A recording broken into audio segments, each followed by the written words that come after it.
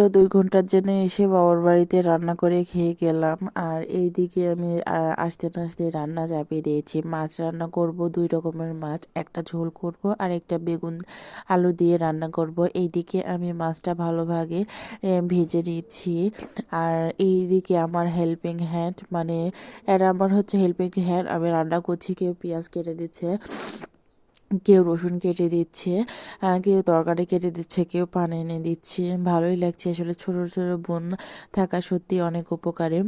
তারা আমাকে সব কাজ করে দিচ্ছে, শুধু এমনি এমনি না, তাদেরকেও খাওয়াতে হবে, বুঝছেন। আর এইদিকে বাগানে চলে এসলাম। বাগান থেকে আমি কিছু ফুলকা নিয়ে যাব, কারণ ফুলকাটা আমাদের বাড়িতে কিনে খেতে হচ্ছে। আর এইদিকে আমাদের বাড়িতে ফুলকা, মানে গ্রামে সবাই ফেলে ফেলে দিচ্ছে হচ্ছে। আর শহরে থাকলে কি অবস্থা, মানে ফুলকাটাও কিনে খাওয়া লাগছে। আর গ্রামে যেখানে সেখানেই ফুলকা পড়ে থাকছে।